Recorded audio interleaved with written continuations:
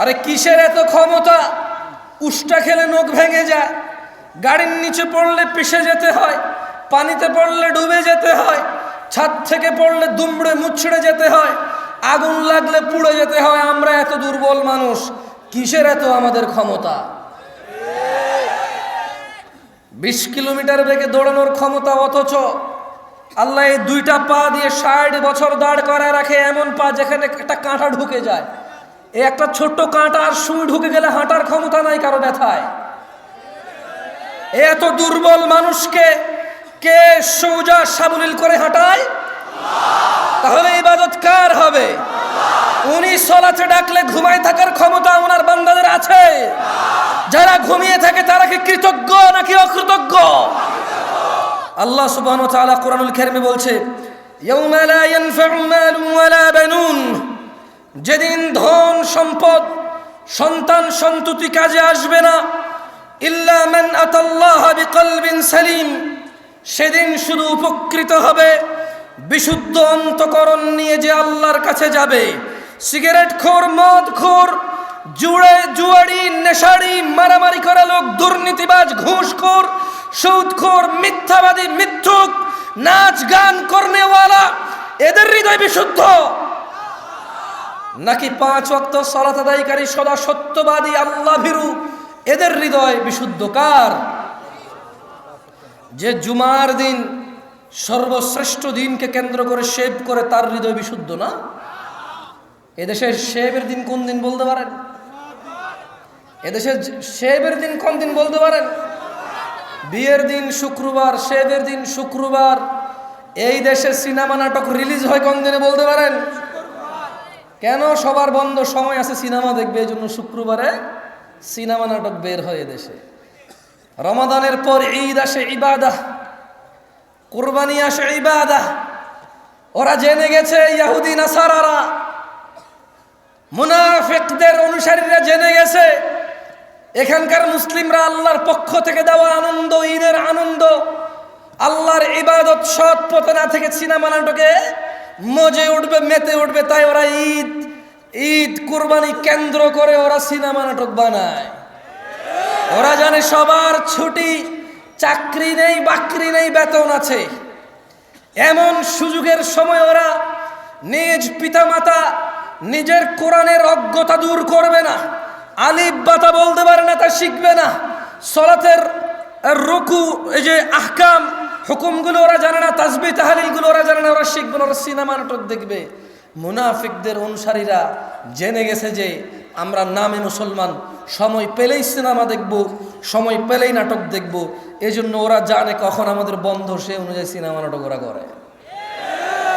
এ হচ্ছে আমাদের ইমেজ মুনাফিকদের অনুসারীদের, শয়তানদের অনুসারীদের কাছে। ওরা জেনে গেছে আমরা কখন শেভ করি, ওরা জেনে গেছে আমরা কখন সিনেমা নাটক দেখি, সে অনুযায়ী ওরা আমাদের জন্য বানায়। আল্লাহ বলছেন, ইয়াউমা লা ইয়ানফাউ মালুন ওয়ালা বানুন, ও 5 সন্তানের পিতা, ও জজ ব্যারিস্টারের পিতা, ও এমপি মন্ত্রীর পিতা, ও ব্যবসায়ী ধনাঢ্য ধন সম্পদশালীর পিতা, ইয়াউমা লা ইয়ানফা, সেদিন কোনো কাজে আসবে না, মালুন ওয়ালা বানুন, সম্পদ এবং সন্তান, ইল্লা মান আতাল্লাহা বিকলবিন সালিম, সেদিন শুধু উপকৃত হবে যে আল্লাহর কাছে একটা বিশুদ্ধ, সুন্দর, পরিষ্কার অন্তর নিয়ে হাজির হবে। ওয়াউজলিফাতিল জান্নাতু লিল মুত্তাকিন, আল্লাহ ভীরুদের জন্য জান্নাতকে নিকটবর্তী করা হবে। ওয়াবুররিজাতিল জাহিমু লিল গাওয়িন, ওয়াবুররিজাতিল জাহিমু লিল গাওয়িন, এবং পথ ভ্রষ্টদের জন্য জাহান্নামকে উন্মোচিত করা হবে। লা হাওলা ওয়ালা কুওয়াতা ইল্লা বিল্লাহিল আলিয়্যিল আযীম। তাহলে পথ ভ্রষ্টের জন্য সেদিন কি করবে আল্লাহ? আপনারা কি শুনেন নাই আমি কি বলছি? জাহান্নামকে কি করবে? খুলবে। জাহান্নামকে কি করবে? খুলবে, মেলে ধরবে, উন্মোচিত করবে আল্লাহ সুবহানাহু ওয়া তাআলা পথ ভ্রষ্টদের জন্য। ওয়াকিলা লাহুম, এবং ওদের তিনি সুবহানাহু ওয়া তাআলা বলবে আইনামা কুনতুম তা'বুদুন, তারা কোথায় যাদের তোমরা ইবাদত করতে, মিন দুনিল্লাহ, আল্লাহর পরিবর্তে যাদের তোমরা ইবাদত করতে। আল্লাহ তার রাসূল বলেছে ডান হাতে খেতে, তুমি বাম হাতে খাও, কারণ সিনেমার নায়ক বাম হাতে খায়। আল্লাহ নবী সাল্লাল্লাহু আলাইহি সাল্লাম চুল একরকম কাটতে বলেছে, তুমি এটার মধ্যে এমনি উমনি আইকা উইকা ছোট, এখান দিয়ে ওখান দিয়ে বড়, এখান দিয়ে হ্যান এখান দিয়ে তেন, এখান দিয়ে লাল ওখান দিয়ে নীল এখান দিয়ে বেগুনি। কেন? তোমাকে রোনালদো রিভালদো বলছে, তোমাকে সিনেমার নায়ক নায়িকা গায়ক গায়িকা বলছে এমনি যদি চুল কাটো তাইলে না তোমার সুন্দর লাগে। তিনি সাল্লাল্লাহু আলাইহি ওয়াসাল্লাম বলেছে ওয়াগফিরুল্লাহ, ও আমার উম্মতরা, দাড়িকে মাফ করে দাও, ক্ষমা করে দাও দাড়িকে। ওয়াফুল্লাহ, দাড়িকে লটকাও, যতটুকু ঝুলে ঝুলাও এটাকে। তুমি বলো সিনেমার নায়ক বলেছে, যখন তুমি একেবারে এটাকে শেপ করে ক্লিন করে সিদ্ধ ডিমের মতো হয়ে যাবা, তখন তোমার সুন্দর লাগবে। ভাই তোমার কেমন লাগে জানি না, আমি ব্যঙ্গ করে বলছি না। বহু মানুষ দেখছি দাঁড়িয়ে আছে, এরপরে শেভ করার পরে মনে হয় যেন ডিম ছুলে ফেলছে এরকম লাগছে, আলু ছুলে ফেলছে এরকম লাগে। আমি ব্যঙ্গ করে বলছি না, বললাম আমার এরকম লাগে না। আর কি আমার হয়তো এটা আমার প্রবলেম, হয়তো আমার হীন মন মানসিকতা, হয়তো আমার ছোট নীচ মন মানসিকতা। আমি আন্তরিকভাবে ক্ষমা চাচ্ছি আমার এই নীচ মন মানসিকতার জন্য। তবে আমার এমনই মনে হয় দেখলে। তোমার কাছে মনে হয় এখন লাভ দিলে 10 হাত উপরে উঠে যাবার, শেভ করছো, ক্ষমতা বেড়ে গেছে। যে মেয়েরে প্রপোজাল করবা সে মেয়ে আর ফিরাইতে পারবে না। যেখানে চাকরির জন্য সিভি ড্রপ করবা, এখন চাকরি হয়ে যাবে তোমার। এখন যদি তুমি কারোর সাথে ঘুষাঘুষি মারামারি লেগে যাও, তোমার শক্তি বেড়ে যাবে, তুমি জিতে যাবা। দাড়ি কাটছো এই জন্যে, আমার এরকম মনে হয় না। আমার কাছে তোমার সিদ্ধ ডিমের মতো লাগে। আপনি নিজে তো শেভ করেন, ঠিক ঠিক বলছেন বলো। আপনার কাছে কি মনে হয় আপনি ঠিক বেটিক হবে এই জায়গায়? আমি একবারও জিজ্ঞেস করছি ঠিক কিনা? একবারও জিজ্ঞেস করছি? আমি যা বলি তার যদি সত্যায়ন আপনি করতে হয়, তাহলে আমি কি এখানে পরীক্ষা দিতে আসছি? মানে আমি বলবো ঠিক কিনা, আপনি বলবেন ঠিক, তারপরে ঠিক হবে, তাহলে আমি কি এখানে আমাকে আনছে কেন? আমাকে আনছে জেনে বুঝে বলার জন্য। এবার যদি আমার বলায় ভুল হয় আপনি সংশোধন করে দেবেন। আমি আপনাকে ঠিক বেঠিক জিজ্ঞেস করবো কেন? আমি পাগল যে আপনারা বলবো ঠিক, আপনি ঠিক বললে আমার গা গরম হয়ে যাবে। ও আল্লাহ, কত মানুষ ঠিক বলে। এভাবে ঠিক ব্যাঠিক হয় না ভাই। এই পুরো পৃথিবীর সব মানুষ যদি কোনো একটা ঠিককে ব্যাঠিক বলে, এটা ঠিক থেকে যাবে। এই পুরো পৃথিবীর সব মানুষ যদি একটা ব্যাঠিককে ঠিক বলে, এটা ব্যাঠিক থেকে যাবে।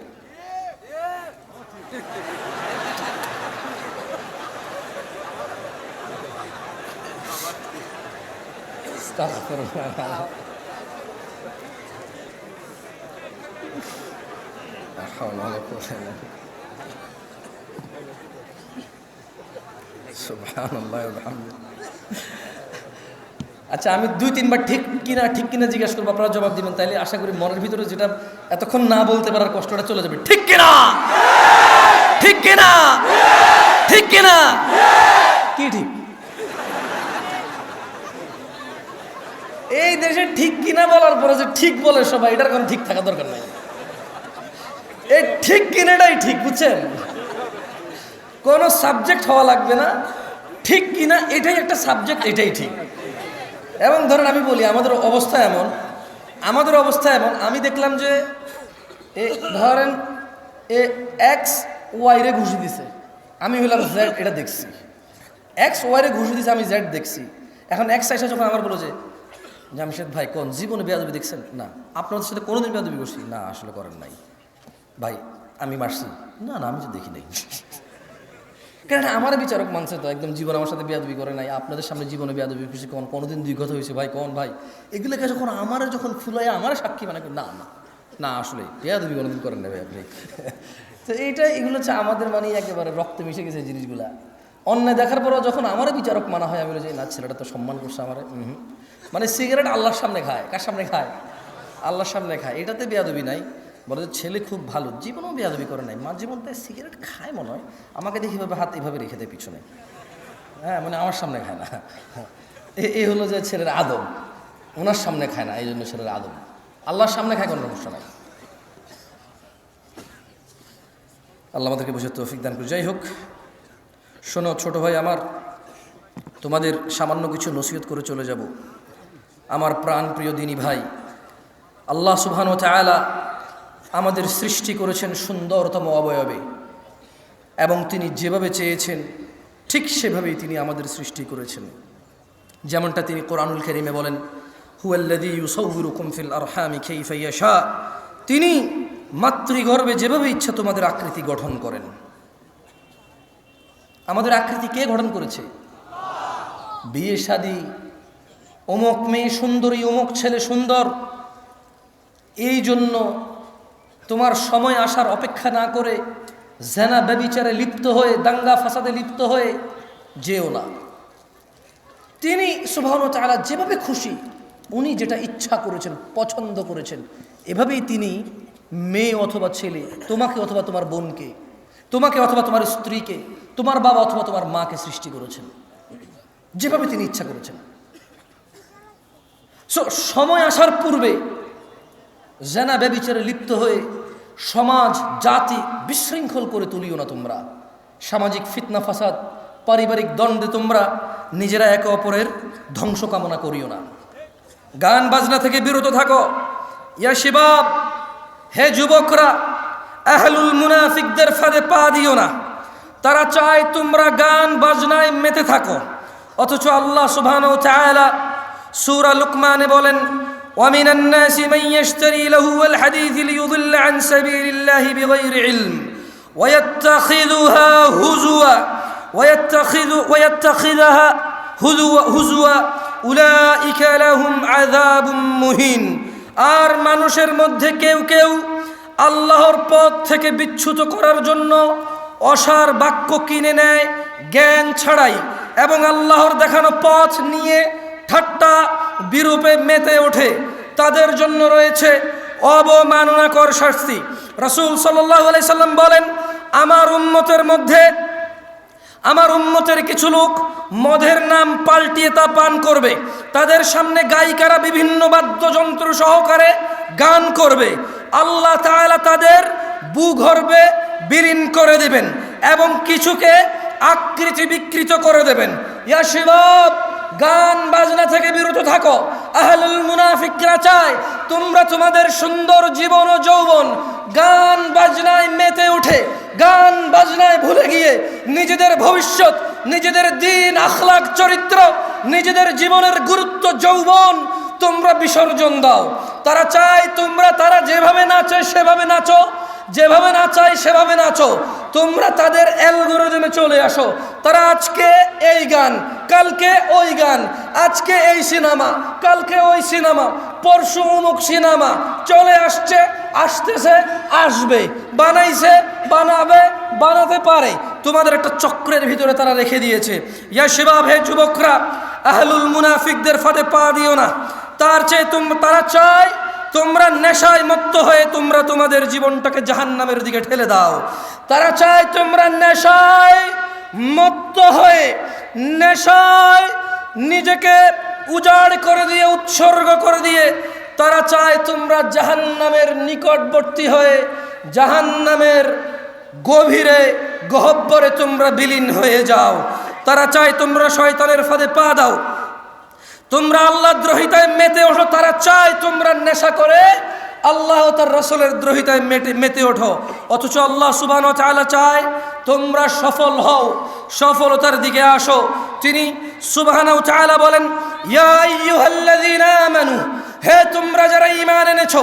কারা কারা আমরা ঈমান এনেছি রবের প্রতি? তাকবীর! ঈমান এনেছি কারা কারা? কার প্রতি ঈমান আনছি? তিনি আরশের মালিককে, বিচার দিবসের মালিককে, জান্নাত জাহান্নামের মালিককে, সুস্থতাকারীকে, রিজিক দাতাকে, আমরা ওনার প্রতি ঈমান আনছি। তিনি বলছেন, ইয়া আইয়ুহাল্লাযীনা আমানু, তাহলে আমাদেরকে বলছেন, যারা আমরা ঈমান আনছি সবাইকে বলেন যে বেঈমান, মুশরিক, কাফের ওকে বলেনি, তিনি সুবহানাহু ওয়া তাআলা আমাকে, আপনাকে, আমরা যারা ঈমান এনেছি ওদেরকে বলছেন যে ইন্নামাল খামরু ওয়াল মাইসির ওয়াল আনসাবু ওয়াল আজলামু রিজসুম মিন আমালিশ শাইতান ইয়া আইয়ুহাল্লাযিনা আমানু ফাজতানিবু, হে তোমরা যারা ঈমান এনেছো, নিশ্চয়ই মদ, জুয়া, মূর্তি পূজার বেদী ও ভাগ্য নির্ণয় করা তো কেবল ঘৃণার বস্তু, শয়তানের কাজ। ফাজতানিবু, তোমরা এটা থেকে বিরত থাকো, তোমরা এটা বর্জন করো। ফাজতানিবু লাআল্লাকুম তুফলিহুন, মদ, জুয়া এগুলো তোমরা বর্জন করো, লাআল্লাকুম তুফলিহুন, যাতে তোমরা সফল হও। মুনাফিকরা চায় মদ, জুয়া, খেলাধুলা, হাসি তামাশায় আমরা আমাদের জীবনটাকে বিলিয়ে দেই, উৎসর্গ করে দেই। জাহান্নামের অধল নিচে আমরা নিজেদেরকে কি বলে এটাকে, মানে আমরা জাহান্নামের নিম্ন পর্যায়ে পৌঁছে যাই। এটা হচ্ছে মুনাফিকদের চাহিদা। গান বাজনা, নেশা, জুয়া এগুলো দিয়ে আমাদের কি করবে? মোবাইলে জুয়া খেলা যায় কিনা? এখন খেলা তোমরা কেউ কে হ্যাঁ বলছে মনে হয়, আপনি কিছু বলবেন না, ঠিক আছে? রাসূল সাল্লাল্লাহু আলাইহি সাল্লাম বলেছেন, আমার উম্মতের মধ্যে এমন অনেক সম্প্রদায় হবে। কি হবে? একটু আমার সাথে বলিয়েন। রাসূল সাল্লাল্লাহু আলাইহি সাল্লাম বলেছে, আমার উম্মতের মধ্যে অনেক সম্প্রদায় হবে। কি হবে? যারা জিনা, ব্যভিচার, রেশমি কাপড় ব্যবহার, মদ, পান ও গান বাদ্যকে হালাল করে নেবে। কি কি হালাল করবে? মদ, জুয়া, কি মদ, জুয়া এবং জিনা, ব্যভিচার। বলেন জিনা, ব্যভিচার, এগুলোকে হালাল করে নেবে। যেমন আজকের দিনে কোনো ছেলে যদি পার্কে, আজকের দিনে কোনো মেয়ে ছেলে যদি পার্কে হাত ধরে হাঁটে, ওরা কি এটাকে জিনা মনে করে? আজকের দিনে কোনো ছেলে মেয়ে বিবাহ করেনি, ভিডিও কলে কথা বলে, ওরা কি এটাকে জিনা মনে করে? ওরা ভাবে আমরা তো উলঙ্গ হইনি, আমরা তো দুইজন উলঙ্গ হইনি, দুইজন আমরা কোনো গোপন সম্পর্কে জড়িত হইনি। ওরা মনে করে শুধু দৈহিক মিলনই হচ্ছে জিনা, এর বাহিরে আর জিনা নাই, এটা ওরা বলে। এই জন্য আপনি দেখবেন কিছু ছেলে প্রশ্ন করবে, হুজুরদের কাছে করে। আমি তো আসলে বড় আলেম না, অনেক আলেমের কাছে প্রশ্ন যায় যে আমি আর হারাম করতে ইচ্ছুক নই, আমি হারামকে হালাল করতে চাই। ও কি করতে চায়? মানে মনে হয় যেন শুকরকে হালাল করে ফেলবে এখন,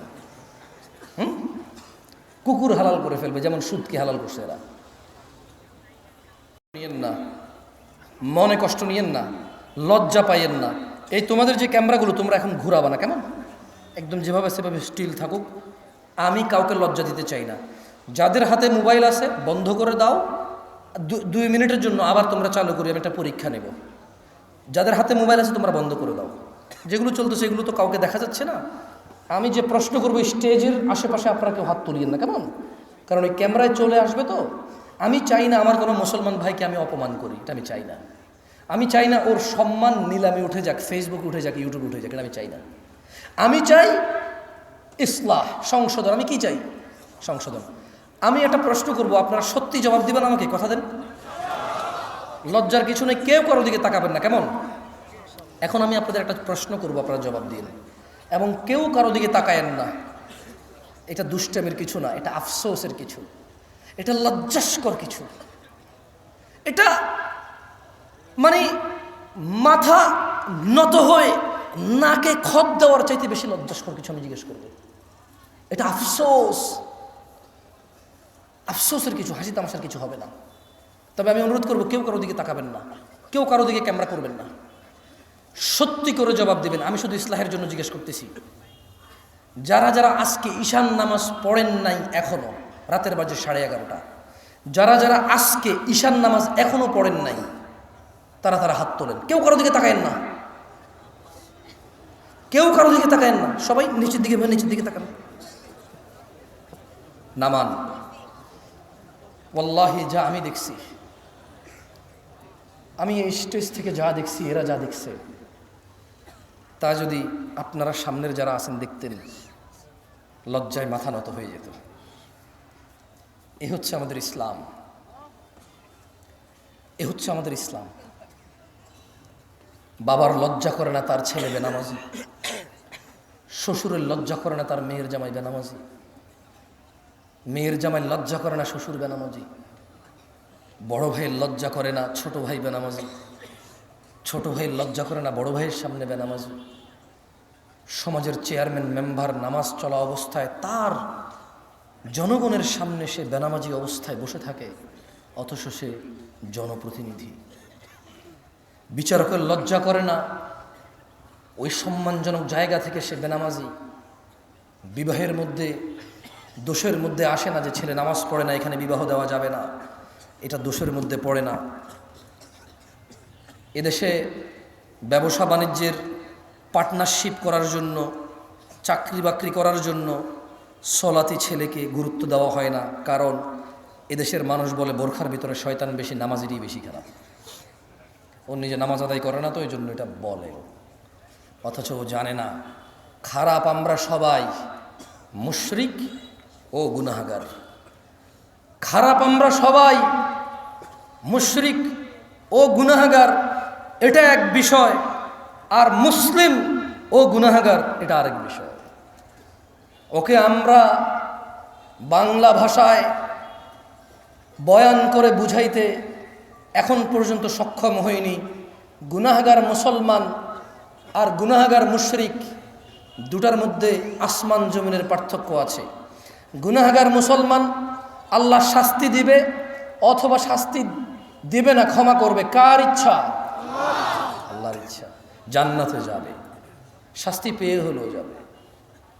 আর বেঈমান গুনাহগার, কাফের গুনাহগার, মুশরিক গুনাহগার, ওর জান্নাতে যাওয়ার কোনো অবকাশ নেই।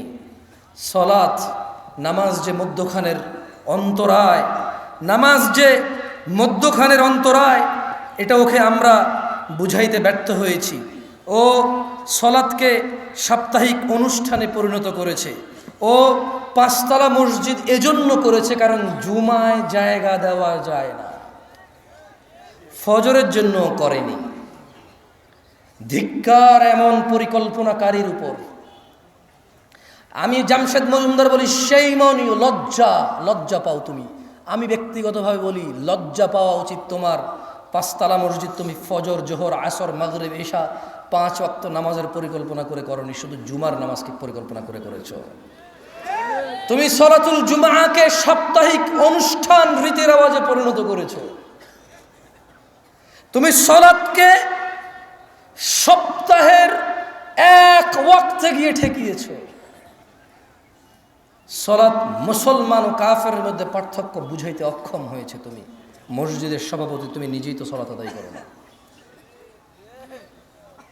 সত্যি কথা বলেন, যারা নামাজ পড়েন নাই তারা তো পড়েন নাই, যারা নামাজ পড়েন তারা একটু হাত তোলেন তো, পড়েন সবসময়। আচ্ছা বলেন তো, টাইলস কি আপনার জন্য জরুরি নামাজ পড়ার জন্য? Fan, AC?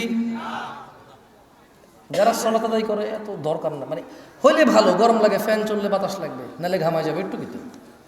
কার্পেট হইলে ভালো, নালে ওই যে সিরামিক শক্ত অথবা ফ্লোর শক্ত, হাঁটু অথবা ওই যে পায়ের, এটাকে কি বলে ভাই, পায়ের যে জায়গাটার নাম কি বলে? সরি, টাকনু। তো টাকনু, এই হাড্ডিটা নালে কালো হয়ে যাবে ফ্লোর, এই তো একটু ব্যথা লাগবে, দীর্ঘদিন নামাজ পড়লে আস্তে আস্তে কালো হয়ে যাবে এটা, ওই চাপ খেয়ে এই তো আর কি। কার্পেট দিলে একটু আরাম লাগে। সলাত আদায়কারী কি কার্পেটের অপেক্ষা করে? ফ্যানের অপেক্ষা করে? শীত গরম বোঝে না। কার জন্য এই সুন্দর, না কার জন্য এই সুন্দর সুন্দর মসজিদগুলো বানিয়ে রাখেন? শুধু জুমার সালাত আদায় করার জন্য। মুসলিমদের টাকা অপচয় করা ছাড়া কিচ্ছু না। বানান, আল্লাহ তৌফিক দিকে একসময় ভরে যাবে ইনশাআল্লাহ। কারণ দিন অনেকের কাছেই স্পষ্ট এখন, মাশাআল্লাহ। আমি এতটুকু বলতে পারি, আজকের দিনের মুরব্বীরা, আজকের দিনের যুবকদের অনেক ভুল দেখে। এগুলো হচ্ছে টেকনোলজি, মানে ওদেরকে দ্রুত করে দিছে, ওদেরকে কি করে দিছে? ফাস্ট করে দিছে। এছাড়া মুরব্বীদেরকে যদি আমি বলি বুকে হাত দিয়ে সত্য কথা বলেন তো, আপনার যুগের যেই জোয়ান পোলাপান ছিল, এখনকার যুগের পোলাপানকে অনেকেই দাড়ি রাখে না? বলবে যে হ্যাঁ, আগের তুলনায় এখন অনেক বেশি রাখে। এখন অনেক ছেলে পেলে, অনেক পয়সাওয়ালার ছেলে পেলে, অনেক স্মার্ট ঘরের ছেলে পেলে, অনেক জেনারেল ছেলে পেলে 5 ওয়াক্ত নামাজ পড়ে দাড়ি রাখে, মাশাআল্লাহ। এরকম আছে এখন অনেক মানুষ দিন শিখতে চায়।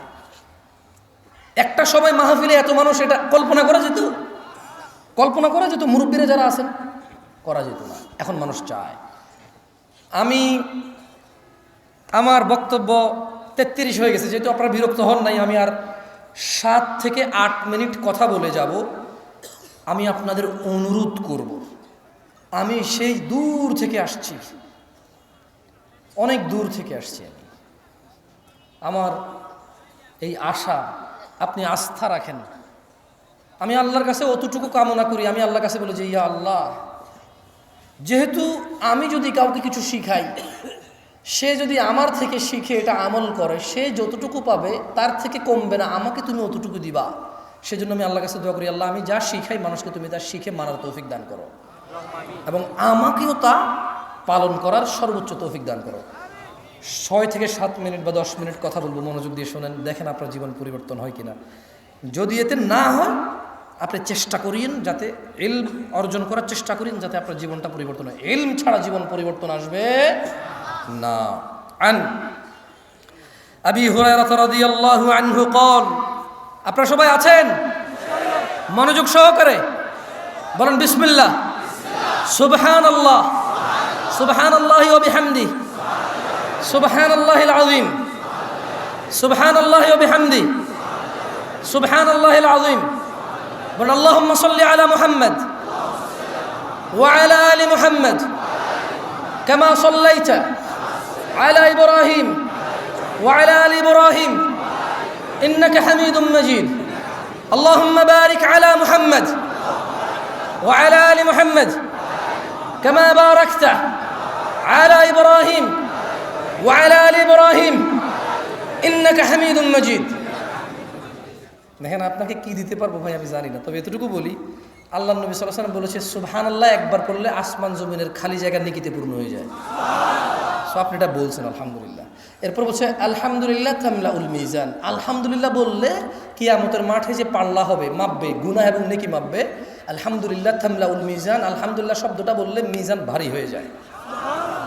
সো এই জন্য আলহামদুলিল্লাহ বলাইছি, সুবহানাল্লাহ বলাইছি। ওই জিকির করাই নাই আর কি, শিখাইছি। জিকির করে নাই, বলো লা ইলাহা, এগুলো করে না, ওটা করি নাই আর কি, শিখাই দিছি যে সুবহানাল্লাহ বলিয়েন, আসমান জমিনের খালি জায়গা পূর্ণ হবে নাকি দিয়ে। এবং ওই যে দুরূদ যদি কেউ একবার পড়ে, কয়বার? 10 বার রহমত নাজিল হবে। কয়বার? সরি, 10টা রহমত। কয়টা? 10টা গুনাহ ক্ষমা হবে, মর্যাদা বৃদ্ধি হবে। তো যদি আজকের মাহফিল থেকে যে বলেন যে কি পাইছি, আমি ভাই আপনাকে মুসলমান থাকার মিনিমাম উপায় বলবো, মানে এরপরে আপনি আর মুসলমান না, এরপরে আপনি আর মুমিন না, এটা মিনিমাম। এটা কি আমি এখন যেটা বলবো, এটা হচ্ছে মানে মুসলমান আর কাফের, মুনাফিক আর মুসলমান, মুশরিক আর মুসলমানের মধ্যে পার্থক্যটা দিয়ে যাব আপনাকে। এবার আপনি সিদ্ধান্ত নেবেন, আপনি কি মুসলমান হয়ে থাকবেন, মুমিন হয়ে থাকবেন, মুত্তাকি হয়ে থাকবেন, নাকি কাফের, মুনাফিক, মুশরিক হয়ে পৃথিবী থেকে বিদায় নেবেন। সিদ্ধান্ত কার?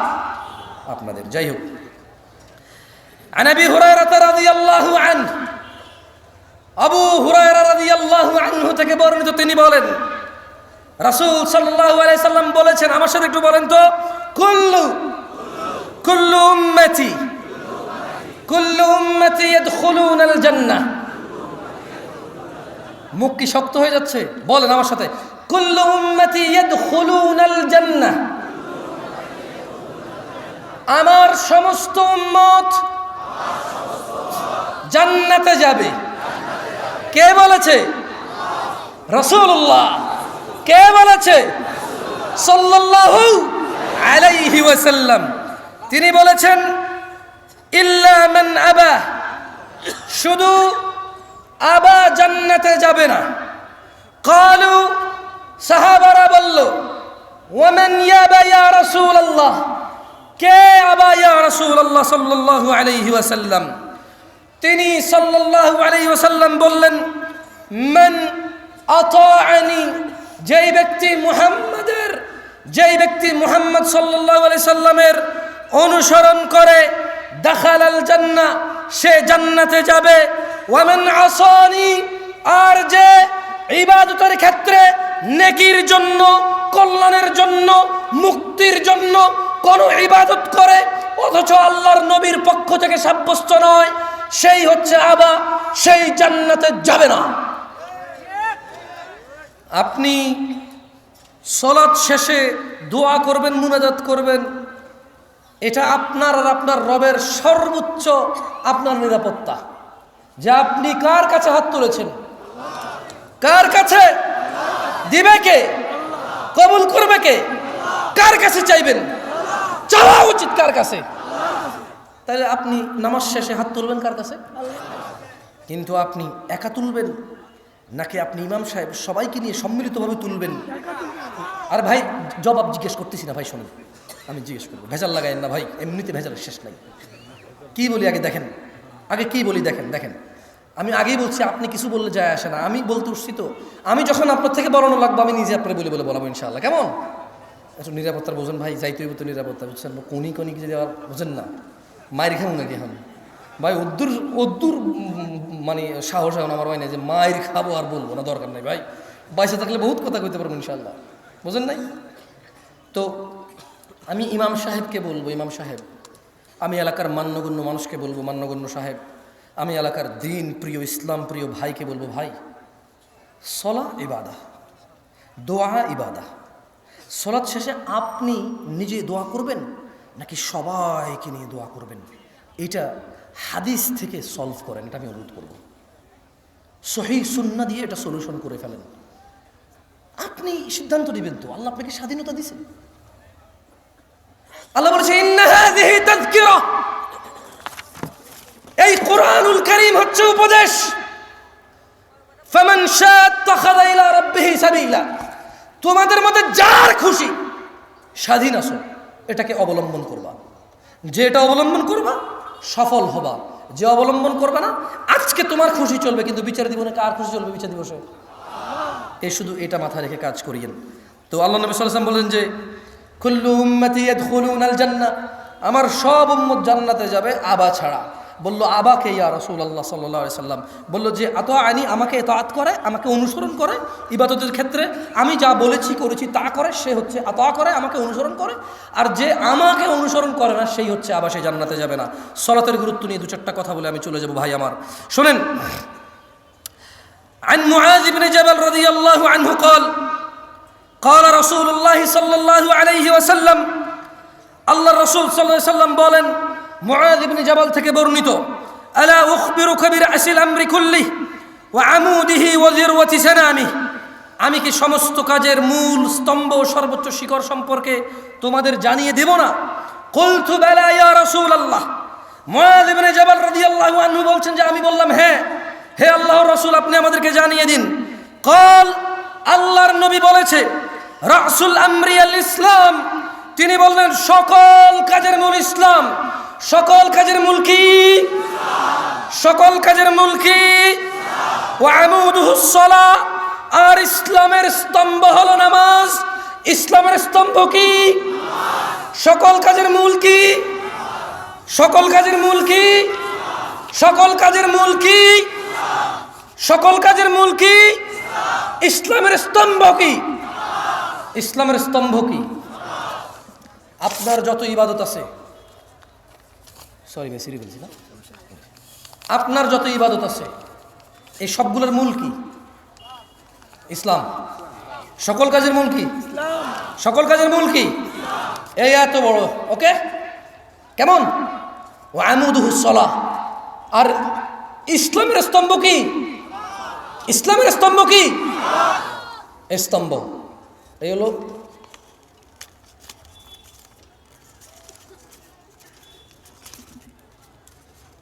এটা কি আমি ধরে রাখা লাগতেছে? এই খুঁটি ওকে ধরছে কিনা? এই খুঁটি ওকে ধরছে কিনা? এখন এই খুঁটি পড়ে গেছে, আছে আর আমার সাথে বলেন মুআয ইবনে জাবাল, বলেন মুআয ইবনে জাবাল, সবাই বলেন মুআয ইবনে জাবাল রাদিয়াল্লাহু আনহু থেকে বর্ণিত। তিনি বলেন আল্লাহর নবী সাল্লাল্লাহু আলাইহি সাল্লাম বললেন, আমি কি তোমাদের সমস্ত কাজের মূল স্তম্ভ ও সর্বোচ্চ শিখর সম্পর্কে জানিয়ে দেব? মুআয ইবনে জাবাল বললেন, হ্যাঁ ইয়া রাসূলুল্লাহ, আপনি জানিয়ে দেন। তিনি সাল্লাল্লাহু আলাইহি ওয়াসাল্লাম বললেন, সকল কাজের মূল ইসলাম। সকল কাজের মূল কি? ইসলামের খুঁটি কি? যার সলানে তার ইসলাম আছে, খুঁটিবিহীন ছাদ না? বাহ বাহ বাহ, সব কিছুকে আসমান মনে করেন না? সব কিছুকে আসমান মনে করেন। আপনি নিজেকে আসমান মনে করেন যে আপনার খুঁটি লাগবে না। আপনি কি আসমান? আপনি আসমান না, আপনি মানুষ। আপনি কি মানুষ? আপনি মুসলমান হইতে হলে খুঁটি লাগবে। ইসলামের খুঁটি কি? সলা। আল্লাহ সুবহানাহু ওয়া তাআলা আমাদেরকে বুঝার তৌফিক দান করুন। দেখেন, আমি আরো একটা হাদিস আপনাকে পড়ে শোনাই। এটা হচ্ছে আন আব্দুল্লাহ ইবনে মাসউদ রাদিয়াল্লাহু আনহু কল, মানে আব্দুল্লাহ ইবনে মাসউদ থেকে বর্ণিত, তিনি বলেন যে সাআলতু নবী সাল্লাল্লাহু আলাইহি ওয়াসাল্লাম, আমি আল্লাহ নবী সাল্লাল্লাহু আলাইহি ওয়াসাল্লামকে জিজ্ঞাসা করলাম, আইয়ুল আমালি আহাব্বু ইলাল্লাহ, আল্লাহর কাছে কোন কাজটি সর্বপ্রিয়? তিনি সাল্লাল্লাহু আলাইহি ওয়াসাল্লাম বললেন যে আসসালাতু আলা ওয়াক্তিহা, আল্লাহর কাছে সবচাইতে প্রিয় হচ্ছে সময় মতো নামাজ পড়া। আল্লাহর কাছে সবচাইতে প্রিয় আমল কি? সময় মতো নামাজ পড়া। বলেন আসসালাতু, জোরে, আসসালাতু আলা ওয়াক্তিহা। আল্লাহর কাছে সব থেকে প্রিয় ইবাদত কি? আসসালাতু আলা ওয়াক্তিহা। সালাত মানুষের গুনাহের কাফফারা হয়ে যায় ভাই আমার। যাই হোক, আমি লাস্ট একটা হাদিস বলে আজকের বক্তব্য থেকে আমি বিদায় নেব ইনশাআল্লাহ। রাত অনেক হয়েছে, আমি জানি আপনারা 30 কিলোমিটার দূর থেকে এখানে আসছেন না? অনেকে 30-40 কিলোমিটার। আমি শুনছি একজন বলছে ভাই রংপুর থেকে আসছে। আমি জানি না এখান থেকে রংপুর করতে, আমি জানি না। এই যে ও তো হাত তুললো, রংপুর থেকে আসছে। আমি কষ্ট দিতে ইচ্ছুক নাই ভাই। আপনারা আমাকে ভালোবাসে আসছেন, আমার উচিত হবে না আপনাকে কষ্ট দেওয়া, কারণ আপনি আমাকে আল্লাহর জন্য ভালোবাসেন। আহাব্বুকুমুল্লাযী আহবাবতানি লাহ, আমিও আল্লাহর জন্য আপনাদের ভালোবাসি। দুইটা হাদিস বা একটা হাদিস বলে চলে যাব। দেখেন ভাই আমার, আন সাঈদ ইবনুল মুসাইয়িব রাদিয়াল্লাহু আনহু থেকে বর্ণিত। না কথা বলিয়েন না প্লিজ, একটা হাদিস স্যার, প্লিজ কথা বলিয়েন না। এইটা মানে আমি যে এতক্ষণ বলছি যে মুনাফিক মুশরিক হয়ে মরবেন নাকি মুসলমান হয়ে মরবেন, এই হাদিস থেকে বলছি আমি আসলে। যে সাঈদ ইবনুল মুসাইয়িব রাদিয়াল্লাহু আনহু থেকে বর্ণিত, তিনি বলেন আল্লাহর নবী সাল্লাল্লাহু আলাইহি সাল্লাম বলছে যে বাইনানা ওয়া বাইনাল মুনাফিকিন, আমাদের মুসলমানদের, আমাদের মুমিনদের, আমি আর আমার উম্মতের মধ্যে পার্থক্য হচ্ছে, আমি একটু ব্যাখ্যা করে বললাম আর কি, এভাবে উনি বলেনি। উনি বলেছে যে বাইনানা, আমাদের, ওয়া বাইনাল মুনাফিকিন, মুনাফিকদের মধ্যে পার্থক্য হচ্ছে শুহুদুল ইশা ওয়াস সুবহ, ঈশার নামাজ আর ফজরের নামাজ উপস্থিত হওয়া। মুনাফিকরা উপস্থিত হতে পারে না। যাই হোক, আজকের দিনের শেষ হাদিসটা আমার সাথে পড়ে আমরা চলে যাব, কেমন? এটা শেষ হাদিস, পড়বেন যত শক্তি আছে শরীরে এটা দিয়ে পড়েন যাতে মনে থাকে। বলেন আমার সাথে, বলেন আন জাবির রাদিয়াল্লাহু আন। উঠে দাঁড়ান, সবাই উঠে দাঁড়ান, দাঁড়ায় পড়েন এটা, কারণ ওয়াজ শেষ। দাঁড়ান ভাই হয়েছে। পুলিশ একজন এসে গুলি করে 2টা লাঠি দিয়ে বাড়ি দিলে কই দৌড়াবেন? ওকে, এবার বলেন আন, জোরে, আন জাবির রাদিয়াল্লাহু আন। জাবির রাদিয়াল্লাহু আনহু থেকে বর্ণিত, তিনি বলেন আল্লাহর রাসূল সাল্লাল্লাহু আলাইহি সাল্লাম বলেছেন বাইনাল আবিদি, সবাই হাত রাখেন, বাইনাল আবিদি ওয়া বাইনাল কুফরি, বাইনাল আবিদি ওয়া বাইনাল কুফরি তারকুস সালাহ, বান্দা এবং কুফরের মধ্যে পার্থক্য হচ্ছে তারকুস সালাহ, নামাজ ছেড়ে দেওয়া। যে নামাজ পরিপূর্ণ ছাড়ে সে কুফরিতে নিমজ্জিত হয়। আকুলু কওলি হাযা ওয়াস্তাগফিরুল্লাহ লি ওয়া লিসাইরিল মুমিনিন ফাস্তাগফিরু ইন্নাহু হুয়াল গফুরুর রহিম। সুবহানাকাল্লাহুম্মা বিহামদিকা আশহাদু আল্লা ইলাহা ইল্লা আনতা আস্তাগফিরুকা ওয়া আতুবু ইলাইক। আসসালামু আলাইকুম ওয়া রাহমাতুল্লাহি ওয়া বারাকাতুহু।